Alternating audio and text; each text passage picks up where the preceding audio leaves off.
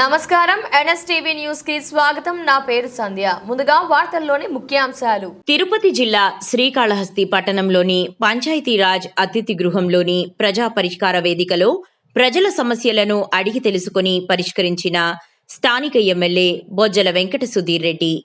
MLA మాట్లాడుతూ grievance days వచ్చిందంటే ప్రజలకు ఎంతో ఆనందకరమని, ఎందుకంటే ప్రజలకు పరిష్కారం కాకుండా ఉండే సమస్యలకు ఈరోజు తక్షణ పరిష్కారం అవుతుందని, నియోజకవర్గ ప్రజలు ఎంతో సంతోషం పడుతున్నారని ఎమ్మెల్యే బొజ్జల వెంకట సుధీర్ రెడ్డి తెలిపారు.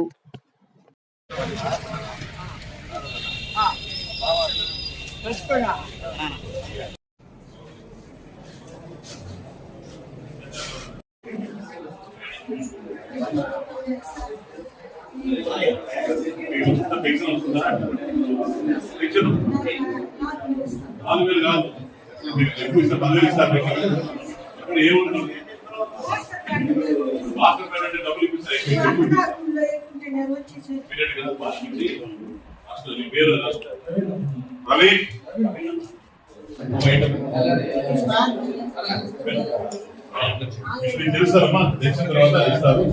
మళ్ళీ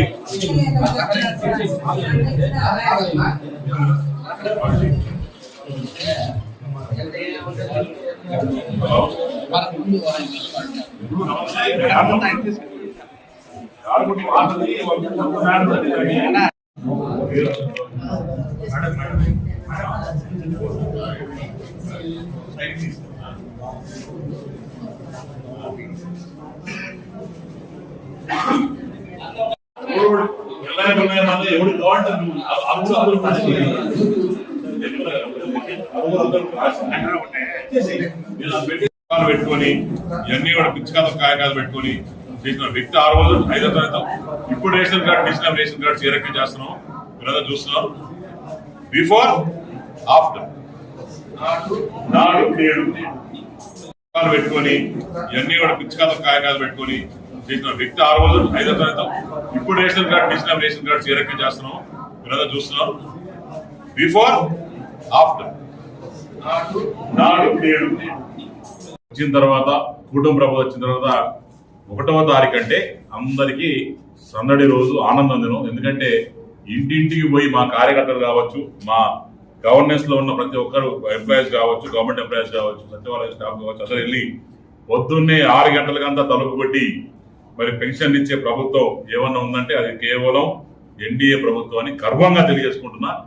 మొత్తం భారతదేశంలో ప్రపంచంలో 4,000, 6,000, 10,000, 15,000 ఇచ్చే ఏకైక ప్రభుత్వం అది ఎన్డీఏ ప్రభుత్వం అని తెలియజేసుకుంటూ, అలానే అంటే ఒక రైతు కుటుంబంలో పుట్టిన ఒక సామాన్య మనిషి అంచెలంచెలుగా కష్టపడి తన సత్తా ప్రూవ్ చేసుకొని ఒక ఎన్టీఆర్ అల్లుడి దగ్గర నుంచి నారా చంద్రబాబు నాయుడు వరకు ఒక సుదీర్ఘ రాజకీయ పరిణామంలో బ్రహ్మాండంగా తనకంటూ తనకు ఒక మార్క్ వేసుకునే కార్యక్రమం క్లీన్ అండ్ గ్రీన్.